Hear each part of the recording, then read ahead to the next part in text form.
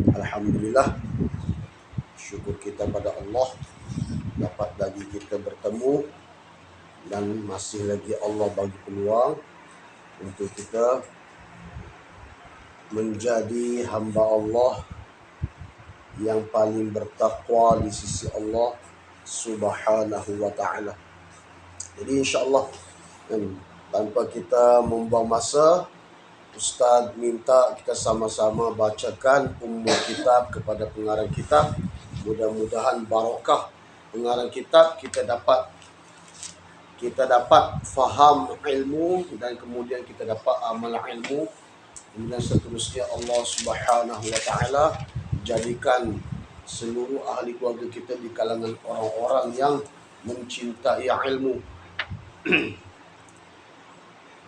Sedekahkan Fatihah, hadiahkan Al-Fatihah kepada pengarang kitab iaitu Sayyid Muhammad Amin bin Idrus hafizahullah. Al-Fatihah.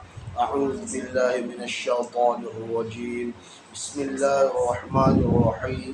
Alhamdulillahi rabbil alamin. Ar-Rahmanir Rahim. Maliki yaumiddin. Iyyaka na'budu wa iyyaka nasta'in. اهدنا الصراط المستقيم صراط الذين أنعمت عليهم غير المغضوب عليهم ولا الضالين.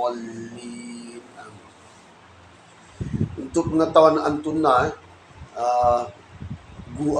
kitab ni antara sekarang ni antara kitab yang menjadi pengajian utama lah di kebanyakan masjid-masjid, surau-surau sekarang di seluruh Semenanjung. Jadi kitab ni baguslah.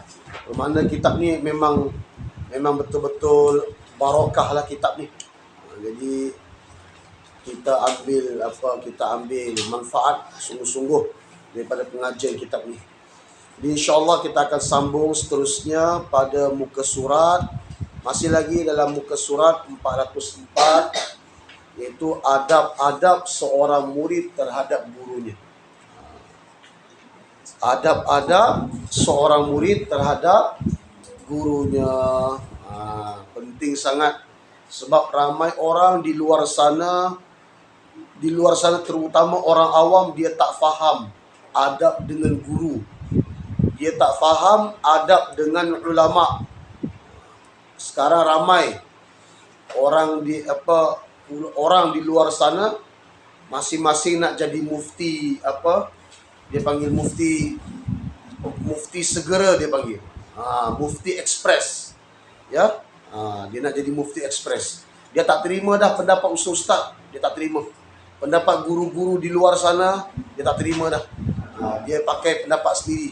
Ini antara tanda orang yang memang tidak ada adab dengan ulama, ya. Jadi kita sebagai pelajar, kita cuba belajar untuk hormat dan muliakan para alim ulama, terlebih lagi iaitu guru-guru kita. Jadi yang keenam, Ustaz ulang balik yang keenam. Yang keenam, tidak membuat hati sang guru tersinggung dengan perbuatan atau perkataannya. Al-Imam Al-Habib Abdullah bin Alawi Al-Haddad rahimahullah berkata, "Adarru syai'in 'alal muridi taghayyur qalbi syaikhi 'alaihi walau ijtama'a 'ala islahihi ba'da dhalika masyayikhul masyriqi wal maghrib lam yastati'uhu illa an yarda anhu syaikhu adabu sulukil murid." Artinya, sesuatu perbuatan yang paling berbahaya bagi seorang murid adalah jika dia telah menyinggung hati sang guru, dan jika seandainya seluruh guru, yakni guru ataupun para wali-wali Allah yang terdapat di wilayah timur dan barat berkumpul untuk memperbaiki keadaan murid tersebut setelah kejadian ini, nescaya mereka semua tidak akan berhasil untuk mengubahnya. Merubahnya maksudnya mengubahnya. kecuali sampai guru yang hatinya disinggung olehnya telah meredainya atau memaafkannya. Jadi seperti mana pada minggu lepas Ustaz dah terangkan yang keenam Ustaz dah terangkan, cuma Ustaz ulang sekali lagi. Bila mana satu orang pelajar dia singgung hati guru dia, bermakna dia telah berada dalam keadaan yang tidak elok, keadaan yang buruk.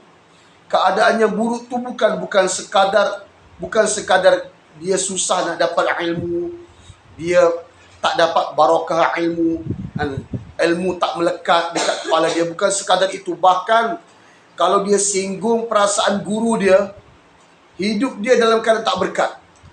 Dia pergi mana pun hidup dia tak berkat.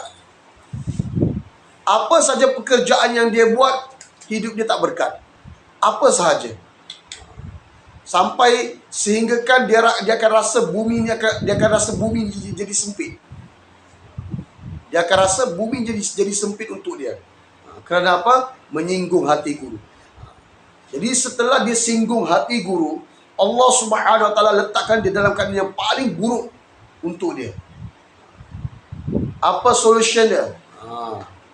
Jadi Imam Al-Habib Abdullah bin Alawi Al-Haddad, kata beliau, kalaulah kumpul seluruh wali-wali Allah ataupun seluruh ulama kumpul daripada timur ke barat untuk mengubah keadaan si murid, keadaan si pelajar tadi yang telah menyinggung perasaan gurunya sehingga dia dalam keadaan terlalu buruk keadaannya, kalaulah si guru tadi masih tidak boleh maafkan, maka tetaplah si pelajar itu ataupun si murid itu tetap dalam keadaan begitu. Kalau guru tadi maafkan, barulah si pelajar tadi ataupun si murid tadi, barulah keadaan dia Allah sendiri akan ubah. Kalau guru dia terdetik untuk maafkan, barulah Allah sendiri akan ubah perkara tersebut. Daripada buruk menjadi baik. Daripada tidak ada barakah, ada barakah hidupnya. Daripada susah nak dapat ilmu, senang nak dapat ilmu. Tapi setelah perbuatan itu, perkara itu dia akan dapati setelah guru dia maafkan dia. Makna kata dia kena minta maaf dengan guru. Dia kena minta maaf dengan guru. Bukan tunggu guru tu ada rasa redha dengan dia, tidak. Dia kena minta maaf dulu. Baru guru tu baru ada perasaan maaf dalam hati guru.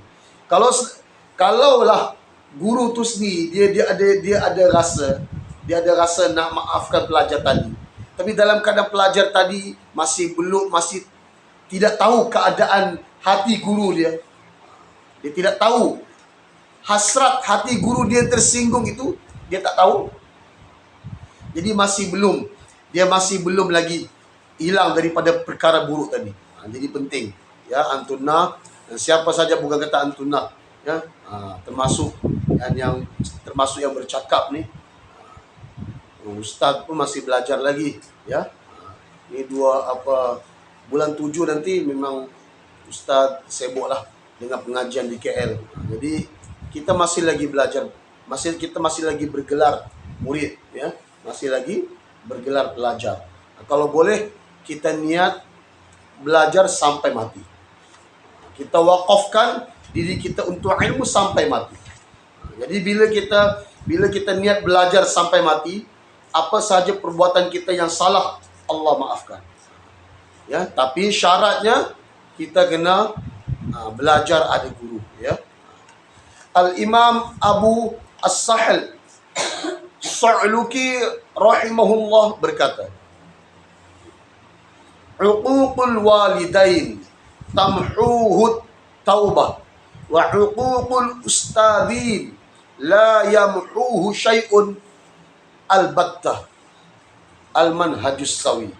Artinya, durhaka terhadap kedua orang tua, maka dosanya dapat dihapus dengan perantara jalur taubat. Jalur ini maksudnya jalan. Akan tetapi durhaka terhadap guru, maka dosanya tidak dapat dihapus dengan perantaraan taubat. Dengan perantaraan taubat ataupun amalan apapun kecuali dengan keredaan guru tersebut. Nampak tak? Al-Imam Abu As-Sahl As-Sa'luki.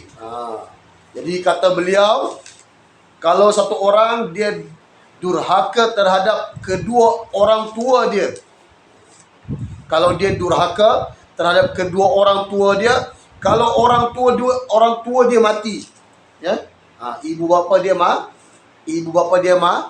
mati. Kalau ibu bapa dia mati, dia tak sempat minta maaf ataupun dia tak sempat minta ampun dengan mak ayah dia dengan sebab perkara yang dia telah buat, iaitu durhaka terhadap ibu bapa, dia masih boleh dosa dia terhadap kedua orang tua dia masih boleh dimaafkan dengan jalan taubat. Kalau dia bertaubat pada Allah, Allah maafkan dosa dia. Dosa dia durhaka terhadap kedua orang tua dia. Itu yang pertama. Ada jalan lain. Kalau contoh dia tak masa ketika orang tua dia hidup, dia tak dapat berbakti kepada orang tua dia. Orang tua dia. Jadi dia rasa berdosa. Dia masih boleh berbakti kepada orang tua dia setelah orang tua dia mati. Dia berbakti dengan cara dia kena berjumpa ataupun dia kena ziarah kawan-kawan kepada kedua orang tua dia. Itu memang dijelaskan dalam hadis Nabi SAW sebut antara perkara yang boleh dia, contoh pada ketika masa mak ayah dia hidup, dia tak dapat buat baik terhadap kedua orang tua dia, jadi dia nak balas kebaikan kedua orang tua dia ataupun dia nak sambung kebaikan tu, dia boleh buat walaupun setelah kedua orang tua dia mati, dia boleh buat iaitu dengan menziarahi kedua orang tuanya. Begitu juga dalam kata-kata imam tadi, satu orang anak kalau dia derhaka terhadap kedua orang tua dia masih boleh dimaafkan, diampunkan dengan jalan taubat. Tapi kalau dia durhaka dengan guru, apa jalan pun tidak ada melainkan dengan redha guru. Sebab tu pelajar-pelajar dia kena hati-hati. Dalam bab adab dengan guru dia kena hati-hati. Bukan suka-suka dia boleh bergurau dengan guru. Bergurau dengan guru ada had dia. Dan pelajar dengan guru ni dia ada protokol dia. Dia tak boleh buat suka-suka, tak boleh. Ya, tak boleh. Dia ada protokol di antara murid dengan guru, ada protokol dia. Sebab tu dia kena jaga hati guru dia. Supaya hati guru dia tidak mudah tersinggung dengan kata-kata dan perbuatannya. Kalau bukan kata marah, tersinggung saja pun menyebabkan Allah haramkan ilmu ke atas pelajar tersebut.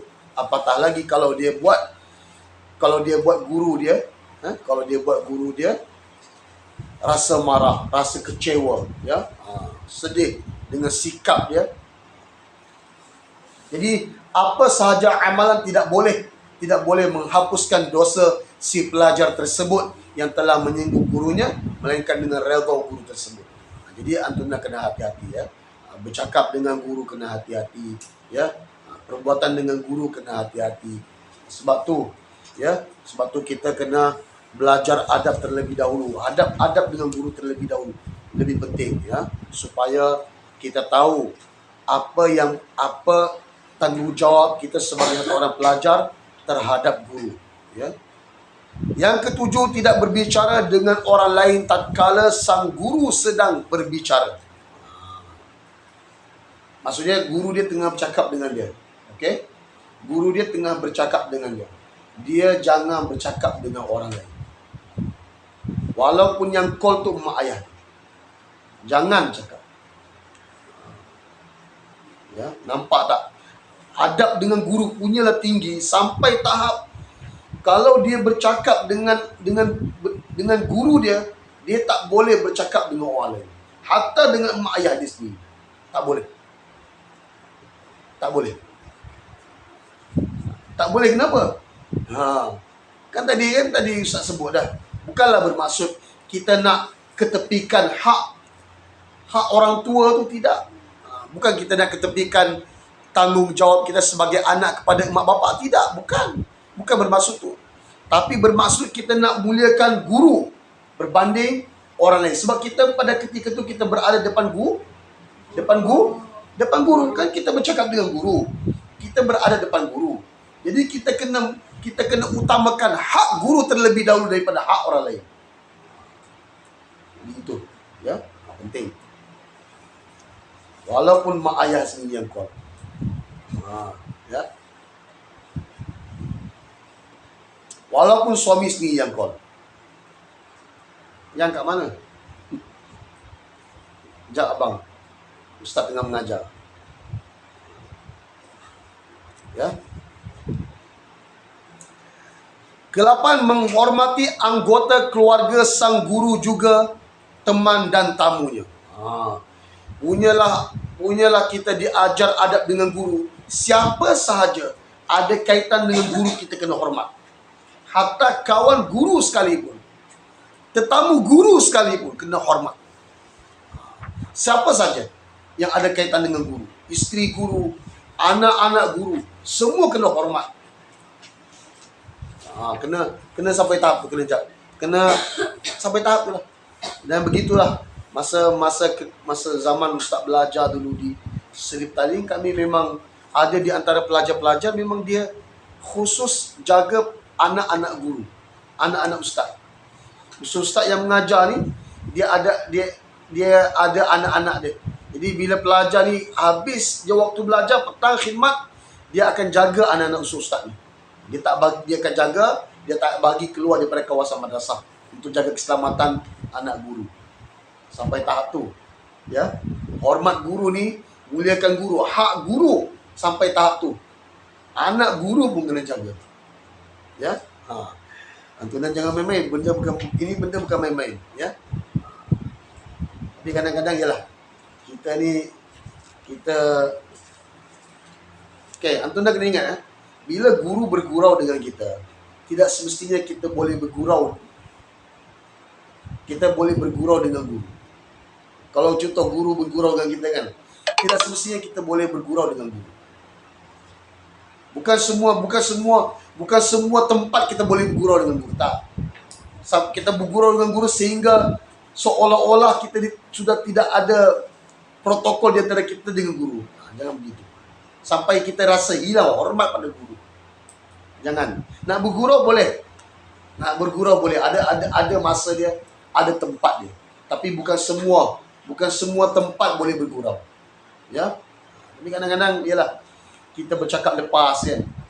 Kita tak tahu hati guru kita tersinggung dengan perbuatan kita, ya. Dengan kata-kata kita. Okey. Yang ke-9, menulis faedah ilmu yang didapatkan dari sang guru, kemudian mengajarkannya kepada orang lain. Sebab tu Ustaz suka petik kata guru-guru Ustaz dan sampaikan pada antum. Itu antara orang kata hormat, rasa kita takzimkan guru. Takzim tahu takzim? Takzim tahu? Kan kita duduk dalam majlis ilmu, kita kena bawa 4 ta. 4 ta. Setiap kali kita duduk dalam majlis ilmu, kita kena bawa 4 ta. Yang ni memang dah diajar dah. Dalam taklim masturat pun ada.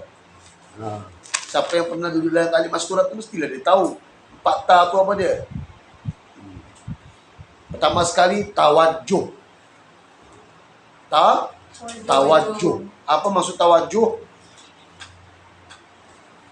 Apa maksud tawajuh? Tumpu perhatian terhadap apa yang dibaca oleh orang yang membaca. Bukan kita tumpu perhatian pada orang yang baca. Kita tumpu perhatian pada pada apa yang dibaca. Ya? Itu. Tapi kalau dengan guru, kalau belajar dengan guru, dua-dua kena buat. Dua-dua sekaligus kena buat. Tumpu perhatian pada apa yang disampaikan oleh guru dan pada masa yang sama tengok wajah guru. Itu. Ya. Okey.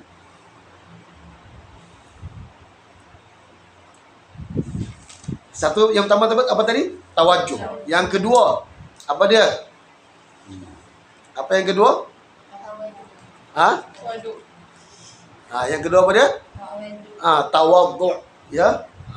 Yang kedua, tawadhu'. Tawadhu' lah, tawadhu' ya. At-tawadhu' ma'al mutawadhi'in. Sifat tawadhu' itu bersama orang-orang yang tawadhu', orang-orang yang rendah hati. Dia yang pertama tawadhu', yang kedua tawadhu'. Kenapa dia kena tawadhu' dalam majlis? Kadang-kadang ada orang dalam majlis, dia tu dalam majlis taklim ataupun majlis ilmu, saya dah dengar dah ni, saya dah banyak kali dengar dah. Antara sifat tawadhu' duduk dalam majlis ilmu ataupun majlis taklim, bila mana kita mendengar satu perkara yang kita dah dengar, kita rasa benda tu kita kena rasa kita dengar benda tu kali pertama dengar. Kita kena ada rasa macam tu. Tak apa, walaupun banyak kali saya dah dengar, tapi rasa macam baru pertama kali dengar. Kena ada rasa macam tu. Itu tawadhu'. Dia kadang-kadang dia rasa dia dah banyak kali dengar. Saya dah banyak kali dengar lah, jemur lah. Sama ustaz ni cakap benda sama je. Gitu ya. Itu yang kedua. Yang ketiga, apa dia? Ta'addub. Apa dia? Ta'addub. Apa dia? Apa dia? Apa dia? Beradab.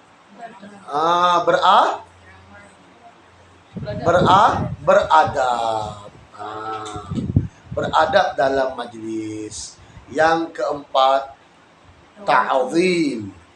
Yang keempat, ta'zim, membesarkan majlis. Ya. Ini pelajar baru ke? Saya tak pernah nampak dia. Ini pelajar baru ya? Bukan? Bukan ya? Bukan ya? Macam baru nampak, macam baru lah. Okey? Jadi gitu.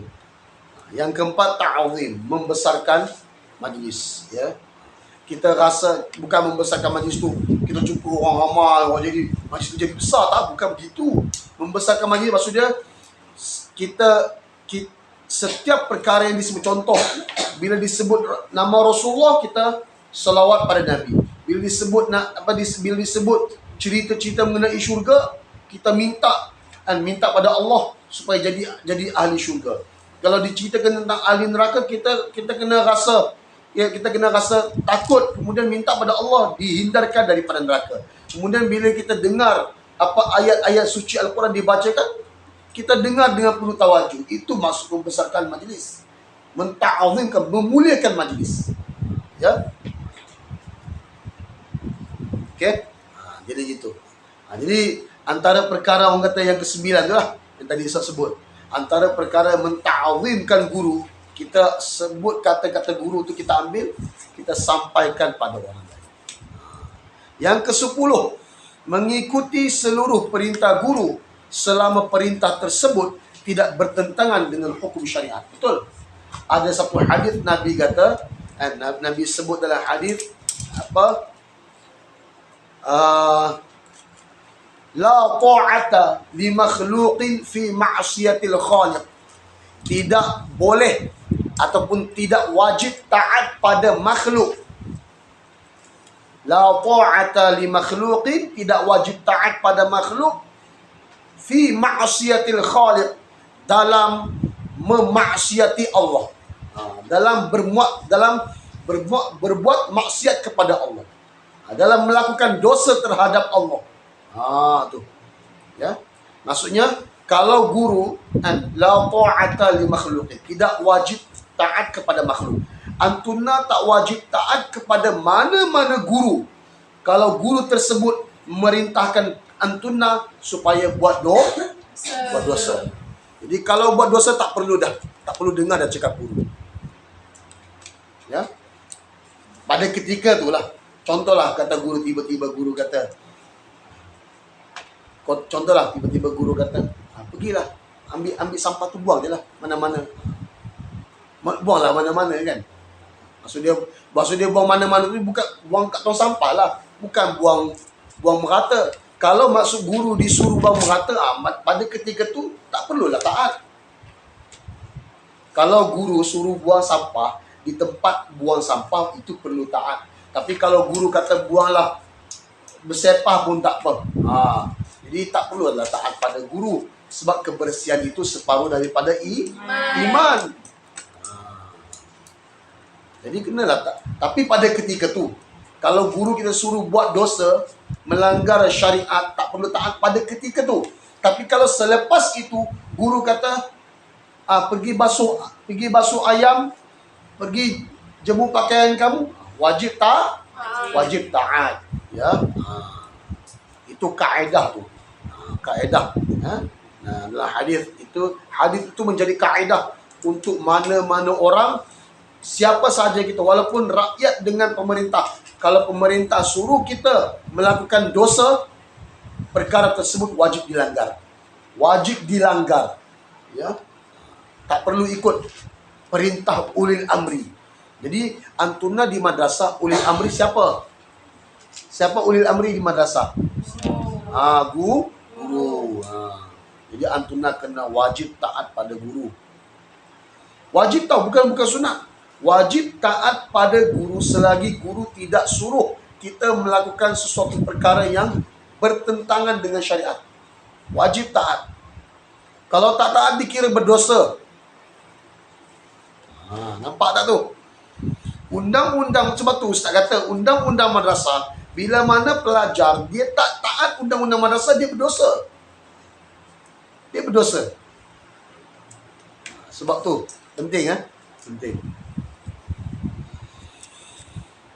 Sayyidina Ali bin Abi Thalib radhiyallahu anhu berkata, an Amiril Mukminin Ali bin Abi Thalib radhiyallahu anhu qala, min haqqil muallimi 'alaika an tusallima 'alan nasi 'ammatan wa takhussahu dunahum bitahiyyatin wa an tajlisa amamahu wala tushiranna 'indahu biyadik wala taghmuzanna bi'ainaik wala taqulanna qala fulanun khilafa ma taqulu wala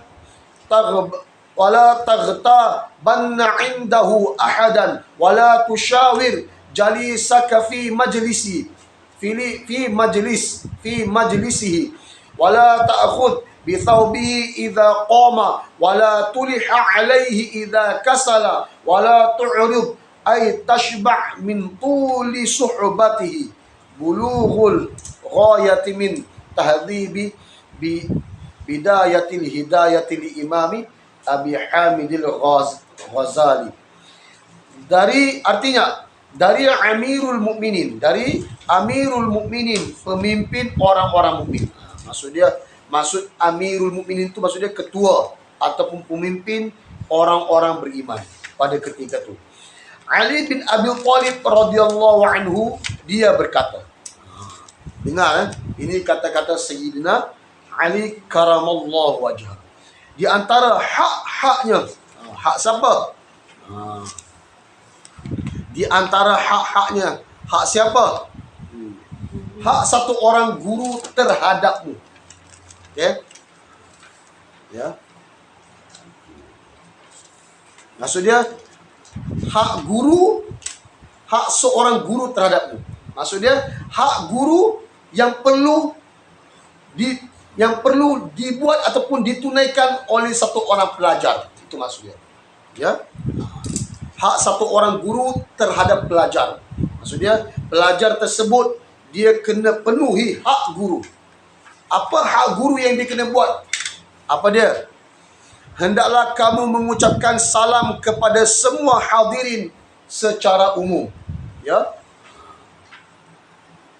Okey. Untuk satu orang pelajar, kalau dia masuk, contoh, kalau dia masuk dalam satu majlis, dia bagi salam untuk semua orang yang ada dalam majlis itu.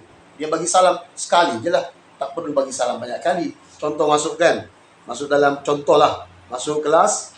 Dan tengok semua kawan-kawan yang ada dalam kelas. Kita bagi salam sekali je.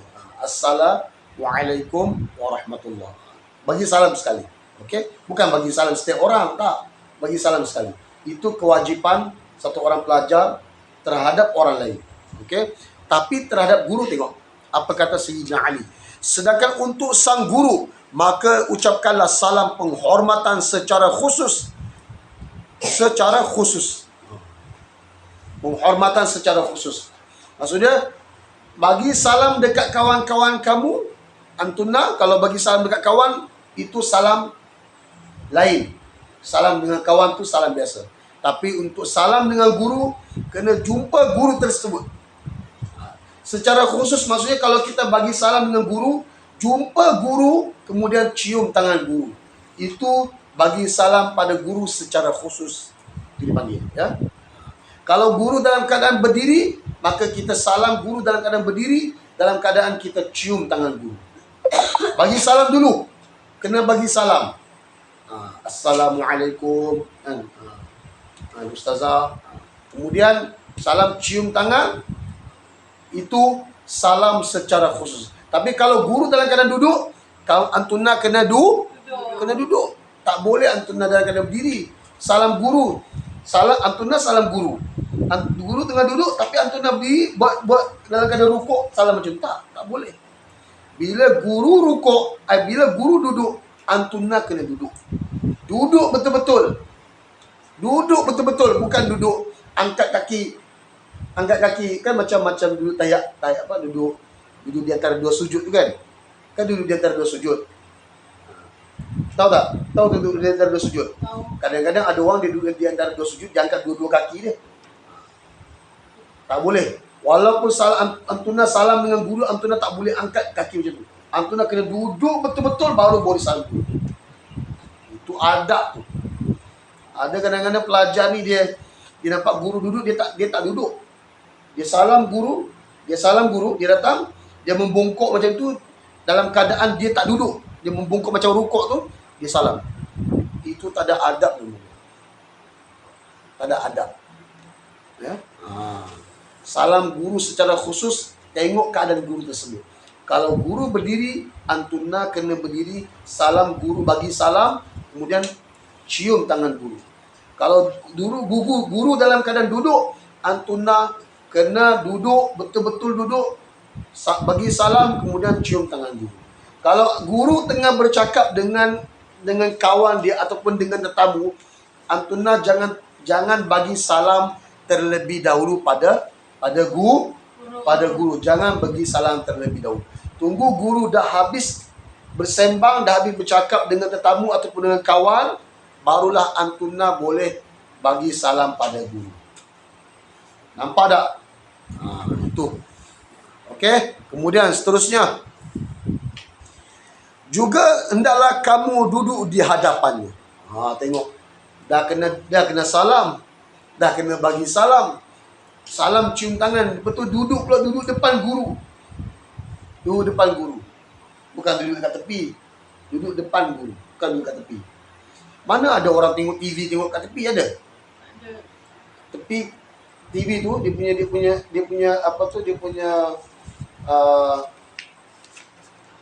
punya skrin tu menghadap ke sana. Tapi antuna duduk kat tepi ni, antuna tengok. Ada nampak tak? Nampak tak? Nampak kan?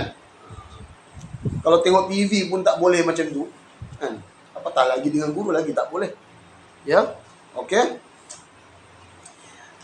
Kemudian seterusnya, dan janganlah kamu menunjuk seseorang dengan tanganmu di hadapannya. Tengok. Punya kita nak kena jaga dengan guru ni, adab dengan guru, menjaga. Kita tak boleh tunjuk kan, suka-suka tunjuk depan guru. Kita tengah bercakap dengan guru ni, kita suka-suka tunjuk kawan-kawan kita. Tak boleh. Bila contoh, guru tanya, tadi kamu main dengan siapa? Sebut je nama kawan. Sebut je nama orang tu. Tak perlu tunjuk. Melainkan kalau ustazah suruh tunjuk, baru boleh tunjuk. Dia ustazah. Ini tunjuk begini cara adab. Ya. Kalau ustazah suruh tunjuk, baru boleh tunjuk. Kalau ustazah tak suruh tunjuk, tak boleh. Itu tidak ada adab namanya. Ini yang bagi nasihat ni, yang bagi nasihat tentang adab ni bukan orang lain, ya. Amirul Mukminin, menantu Rasulullah Sayyidina Ali karamallahu wajhah. Ya. Seterusnya, dan janganlah kamu memberi isyarat kepada orang lain dengan matamu di hadapannya. Tengok. Bukan kata tunjuk depan guru, tunjuk dengan tangan. Kalau kamu bercakap dengan, kalau kamu contoh dalam kelas kan, dalam kelas yalah, kadang-kadang kita yalah, mungkin guru tak perasan. Guru memang tak perasan. Guru tengah semak kawan kamu pula dengan kawan kamu yang lain, kamu buat isyarat mata. Isyarat mata depan guru pun tak boleh. Tak ada adab. Ba adab, ba nasib, be adab, be nasib. Orang yang beradab bernasib baik. Orang yang tidak beradab tidak bernasib baik. Ya. Bukan kata tunjuk depan guru. Isyarat mata dengan kawan pun tak boleh. Ataupun bukan kata isyarat tunjuk macam tu. Kalau contoh kita duduk depan guru, kalau contoh kata guru tanya, kamu main tadi kamu main dengan siapa? Kita buat macam ni, mata kita.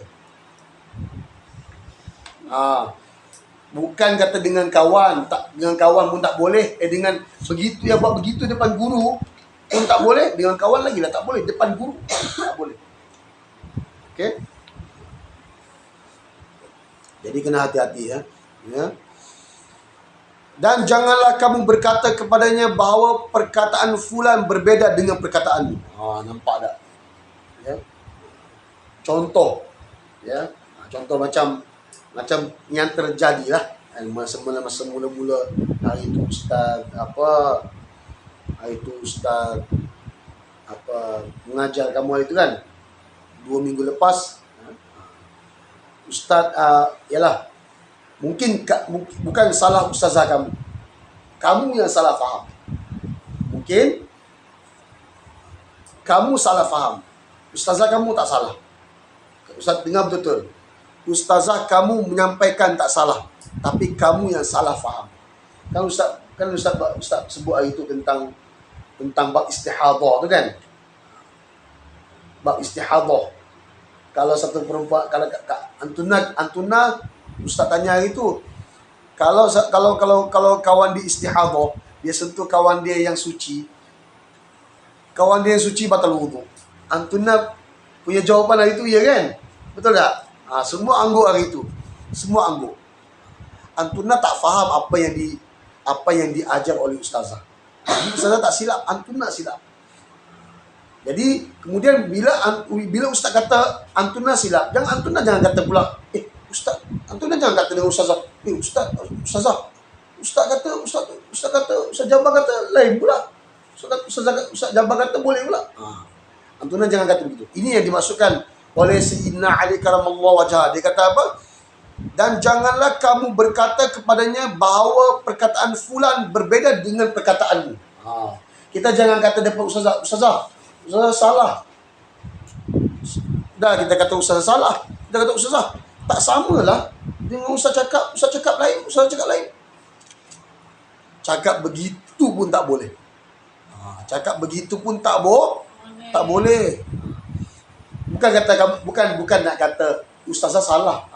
Itu pun dah salah besar dah kalau cakap macam tu. Kalau kamu cakap dengan ustazah, Ustaz Jabar kata lain, ustazah kata lain, yang itu pun dah salah. Kalau kamu kata ustazah sampaikan itu salah. Kalau kata begitu, itu lagilah kesalahan besar di sisi adab dengan guru. Ya, tak boleh. Sebab tu melainkan kalau contoh pendapat guru yang disampaikan, contoh guru yang ni dia sampaikan lain, guru yang ni dia sampaikan lain, tapi guru yang B yang dia sampaikan, contohlah kan macam baru ni perbezaan bukan perbezaan, maksudnya Antuna salah faham, Antuna tak faham apa yang disampaikan oleh ustazah, kemudian ustaz sampaikan pula benda lain. Antuna kata macam mana boleh macam tu. Sebab apa salah faham. Dalam bab fiqh, kalau antuna terjumpa dua pendapat, pegang pendapat yang paling muktamad dalam bab fiqh. Okey? Tapi jangan salahkan guru dalam bab tu. Guru mungkin dia berpegang pada pendapat lain. Sebab dalam fiqh banyak pendapat. Dalam fiqh banyak pendapat.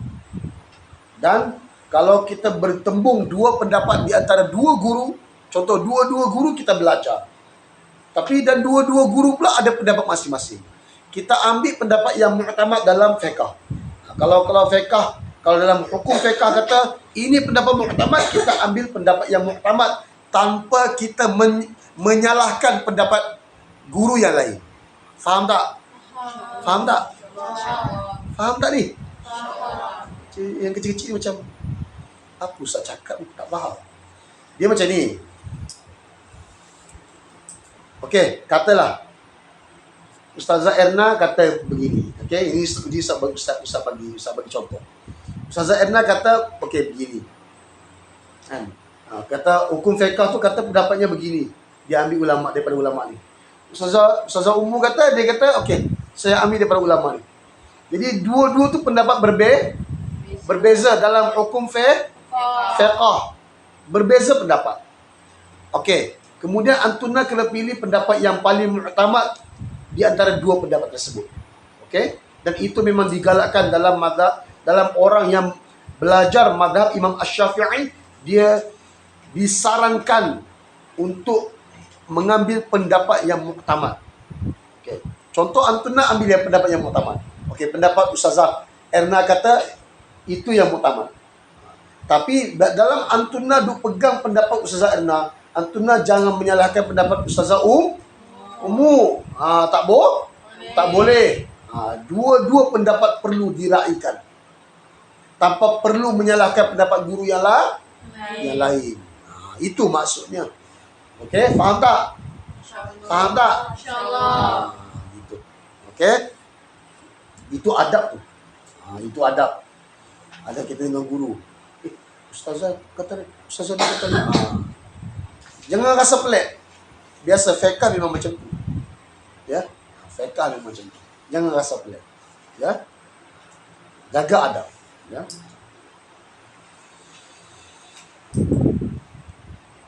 Dan janganlah kamu mengumpat seseorang di hadapannya. Kalau kamu umpat guru, kalau kamu mengumpat kawan pun depan guru pun tak boleh. Contoh kan, kamu belajar ramai-ramai. Kamu tak suka pada seseorang, kamu mengumpat orang tu depan guru, tak boleh. Itu pun tidak ada adab dengan guru. Saya tahu tak? Dia tu kan, dia makan macam-macam. Saya nampak dia tak tidur malam. Saya nampak. Habis semua dia cerita pasal orang tu. Tak perlu cerita. Ustazah dia tahu apa kerja dia. Antuna buat kerja antuna saja. Sebagai satu orang pelajar, jaga adab dengan madrasah, jaga adab dengan guru, antuna belajar sungguh-sungguh. Boleh? InsyaAllah. Okey, seterusnya. Dan janganlah kamu bermusyawarah. Maksudnya bermesyuarat dengan teman di sebelahmu tatkala kamu masih berada di majlisnya. Bukan kata bermesyuarat. Contoh. Guru tengah mengajar kat depan. Antuna kat belakang bersembang dengan kawan. Antuna bersembang. Mesyuarat. Bukan kata mesyuarat. Antuna bergosip kat belakang. Jadi makcik bawang. Di belakang bersembang. Itu pun sudah menyalahi adab dengan guru. Tak boleh. Bila guru bercakap di hadapan, jaga antuna punya mulut, jaga hati antuna, kemudian jaga antuna punya telinga, dengar betul-betul apa yang disampaikan oleh guru. Ya, itu adab ya. Bukan kata mesyuarat, gosip pun tak boleh, cakap pun tak boleh. Ya. Dan janganlah kamu menarik baju sang guru jika beliau telah berdiri dari majlis. Contoh kan? Contoh, katalah antuna ada benda penting nak sampaikan. Antuna punya guru dah bangun, antuna tarik baju guru. Tak boleh. Tarik baju guru. Punyalah nak sampaikan benda tu, tarik baju guru. Tak boleh. begitu pun tak boleh. Rasanya yang tu tak Antuna tak pernah buat kan, tak pernah kan. Baguslah, kalau boleh jangan buat. Ini cuma disampaikan oleh Sayyidina Ali karamallahu wajhah, kan, beliau hanya sampaikan adab-adab guru, tapi kebanyakan memang pelajar yang betul-betul beradab dia tak akan buat macam tu. Ya. Yalah, guru tengah dia ada benda nak sampaikan, benda penting. Guru dah beli, dia boleh tarik baju guru. Punyalah dia tak sabar tu, dia tarik baju guru. Tak boleh. Kalau guru berdiri, kita berdiri. Cakap. Ya. Cakap dengan guru. Dan janganlah kamu memaksa sang guru untuk melakukan sesuatu jika dirinya dalam keadaan lelah. Ya. Jangan minta, bukan kata jangan paksa, minta pun tak boleh. Kita nampak guru, contoh guru Antuna, ialah kadang-kadang biasalah guru. Kadang-kadang dengan sebab penat, kadang-kadang tertidur dalam kelas, terlelap sekejap. Terlelap sekejap. Antuna kejut Ustazah. Ustazah, semaklah saya. Semaklah saya. Siapa nak semak saya? Gitu. Tak boleh. Bukan kata paksa, minta guru buat. Guru dalam keadaan penat, kan? Dalam keadaan penat begitu, kita minta guru semak pun, kalau ikut itu pun tak ada adab. Nampak Antuna baca je, kan? Nampak macam contoh, nampak Ustazah terlelap sekejap sebab penat, Antuna baca sahaja. Mungkin ada kelebihan di antara guru-guru ni, walaupun dia tidur dia boleh dengar apa pelajar dia baca. Dia boleh dengar apa pelajar dia baca. Masa zaman Ustaz belajar, kita belajar dengan guru macam tu. Antara guru yang Ustaz Sufyan, salah seorang guru saya lah, masa zaman belajar Hafiz dulu di Kedah, Ustaz Sufyan. Jadi bila kita belajar dengan dia tu, dia tidur ni, dia tidur. Siap bunyi dengkur lagi. Tapi bila pelajar baca salah, baca sekali, kawan tu menggelabah. Pelajar tu menggelabah terus. Dalam keadaan dia tidur tu, dia boleh dengar. Antuna jangan kejut. Contohlah, kalau Ustazah terlelap sekejap, jangan minta. Ustazah saya tak perlu. Baca je. Kadang-kadang guru ni dia ada, Allah Ta'ala bagi dia keistimewaan begitu. Dia boleh mendengar, tak kala dia terlelap tu pun, dia boleh mendengar apa yang Antuna baca. Tak perlu suruh. Ya. Okey, faham tak ni? InsyaAllah. Itu adab ya. Dan janganlah pula kamu merasa jenuh, yakni berpaling darinya tatkala gurumu sedang mengajarimu. Guru sedang mengajar, jangan kita, kalau kita rasa macam penat, kan, kita tak nak dengar, berpaling daripada guru. Kita keluar daripada majlis. Tak boleh. Bukan kata sebab kita penat, bukan kata sebab guru tengah mengajar kat depan. Bukan kata sebab penat sahaja kita berpaling dengan guru. Kalau kita berpaling daripada guru pun dengan sebab tertentu, contoh ada sebab lain. Contoh tengah mengaji, tiba-tiba dengar bunyi kat luar, aksiden ke, kan? Ataupun ustaz ataupun Antuna punya guru punya kereta kena langgar ke, kan? Pecah ke, ya? Ataupun contoh Antuna dapat ada orang panggil ke, siapa pun dia, Antuna nak keluar daripada kelas, minta izin terhadap guru terlebih dahulu. Bukan kata penat. Dalam kita pernah duduk dalam majlis ilmu, guru tengah sampaikan, kita keluar. Tak boleh. Itu pun dah perbuatan sebegitu pun dah menyalahi adab. Apatah lagi kalau contoh orang panggil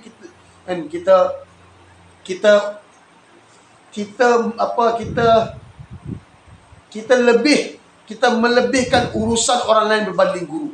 Guru tengah mengajar kat depan, kita sempurnakan pula urusan kita berbanding dengan guru. Tak boleh. Ya. Kita sanggup berpaling daripada majlis semata-mata nak sempurnakan kerja kita berbanding dengan guru. Tak boleh. Ya, jangan begitu. Ya. Kalau nak contoh, kalau terdesak juga nak keluar daripada majlis, bagi tahu guru. Macam contohlah Antuna kan. Antuna duduk dalam kelas. Tiba-tiba duduk dalam kelas mengaji tu rasa nak buang air, betul tak? Rasa nak buang air. Rasa nak buang air tu kena minta izin tu. Tak boleh keluar macam tu, tak boleh. Tak ada adab tu. Tak boleh keluar macam tu. Kena minta izin. Ada satu ustaz tu, nama dia Ustaz Adnan. Dia orang Pahang. Dan dia pernah mengajar sekejap di Madrasah Tahfiz. Tempat ustaz belajar dulu di Kedah tu. Dia ajar kami minta izin keluar pergi tandas dalam bahasa Urdu. Ustaz, मैं पिशर के लिए जाऊंगा. Dia ajar kami dalam bahasa Urdu. Masa tu ialah ustaz tak faham lagi Urdu. Kita dengar je lah, kita ikut je lah kan. Ustaz, मैं पिशर के लिए जाऊंगा. Dia kata, Ustaz, saya nak pergi buang air. Dia kata. Kita ikut je. Jadi ada sebagian guru dia suruh kita minta izin. Ada sebagian guru dia suruh kita bangun buat isyarat kan. Ada sebagian guru dia tak suruh bangun, dia suruh duduk je buat isyarat. Isyarat macam ni ke. Ni apa? Ni apa? Ni jari. Ni bukan satu, ni jari. Ni apa? Isyarat. Tak tahu isyarat. Antuna minta isyarat nak buang air macam mana? Minta izin lah. Macam mana? Sini kan? Macam ni kan? Macam mana? Macam ni? Kan ada TikTok tu kan? Apalah. Okey? Macam mana? Macam ni? Antuna minta macam mana? Dia macam ni? Minta izin kena tandas. Cakap? Bercakap kan? Tak apalah. Terpulang lah. Masing-masing asatizah dia ada cara masing-masing kan. Jangan tu buat macam ni, sudahlah. Ya. Minta izin. Tapi kami dulu kebiasaannya mana-mana tempat dia yang ni minta. Yang ni buat air kecil. Yang ni buat air besar. Ambil wuduk macam ni. Gitu. Ya. Kalau ludah macam tu. Kalau tidur tunggu kena pelempang dulu. Okey? Jadi itu. Itu antara adab kita dengan guru ya. Itu antara adab dengan guru, kemudian tanggungjawab ataupun orang kata hak guru dan hak kita sebagai pelajar terhadap guru kita kena tunaikan. Okey? Yang ke-11, tidak malu dan tidak sombong untuk menanyakan masalah yang tidak diketahuinya. Apa perkara pun yang Antuna tak faham ketika berada dalam madrasah, cuba tanya guru. Cuba tanya. Bukan kata tentang permasalahan apa bab hukum ke bab peraturan madrasah, bukan sekadar itu. Kami diberi nasihat oleh guru-guru kami. Masa ustaz zaman kita belajar di situ tadi, bila kita keluar daripada madrasah, ustaz kami, guru kami pesan, kalau antum ada permasalahan duniawi ataupun ukhrawi, ada permasalahan tentang bab hukum ahkam ataupun masalah tentang antuna punya kehidupan duniawi, ada masalah antuna punya kehidupan, datang jumpa kami, minta nasihat dengan guru. Bukan kata kita nak tanya masalah hukum, tak. Masalah kita punya kehidupan pun, kalau kita ada masalah, jumpa guru, tanya, minta pendapat, minta nasihat. Sebab nasihat guru ni dia boleh menyuburkan hati sang murid, boleh menyuburkan. Minta nasihat. Ya. Tapi tak payah ustaz lah, antuna punya guru lah. Ya. Jadi gitu, ya. Dalam kitab ta'lim pun ada Fadilat Tabligh. Maulana Zakaria sarankan mana-mana orang Kalau dia ada masalah duniawi dan ukhrawi, berjumpalah dengan ulama ataupun para wali-wali. Minta nasihat. Ada. Kalau antuna mungkin, katalah mungkin antuna pernah dah sampai situ ke atau belum, antuna boleh tengok. Ya. Kalau Ustaz tak silap memang dalam Fadhil Tabligh. Yang ke-12, selalu mendoakan sang guru. Ini yang spesial ni. Kalau satu orang murid, dia selalu mendoakan guru dia, Masya Allah. Ini spesial. Ya. Al-Imam Ahmad bin Hanbal, pengasas madhab Hanbali. Ya. Hanbal, bukan Hambal. Hanbal. Hanun balam. Tapi kalau kita baca dengan tajwid, dia jadi Hambal lah. Sebab memang orang Arab dia tak boleh baca bila nun bertemu dengan ba, dia tak boleh baca, susah. Dia tak boleh sebut Hanbal, tu tak boleh. Dia kena baca dengan Hambal, dengan ba, iqlaq. Ya. Al-Imam Ahmad bin Hanbal rahimahullah berkata, "Inni la ad'u lish-Syafi'i fi salati min 40 sanatan aqulu Allahumma ighfirli wa li walidayya wa li Muhammad ibn Idris asy-Syafi'i." Artinya sesungguhnya aku selalu mendoakan guruku, yaitu Imam Asy-Syafi'i, di dalam solatku, yakni di dalam sujudku, selama 40 tahun. Bayangkan, antuna bayangkan, Imam Ahmad bin Hanbal, beliau pun dah jadi satu orang mujtahid di zaman dia. Di zaman beliau belajar dengan Imam Asy-Syafi'i, beliau juga sudah dikira sebagai satu orang mujtahid. Memang hebatlah, memang hebat. Tapi hebat begitu, beliau pun begitu hebat, sehingga kadang-kadang Imam Asy-Syafi'i puji beliau. Guru dia puji dia. Dia kata, kalau kamu nak jumpa satu orang mujtahid, satu orang imam yang warak, satu orang imam yang zuhud, satu orang imam yang ibadahnya banyak, yang soleh, yang makbul doanya, yang pakar dalam bab hukum ahkam, maka jumpalah Imam Ahmad bin Hanbal. Dia puji, Imam Asy-Syafi'i dia puji pelajar dia begitu.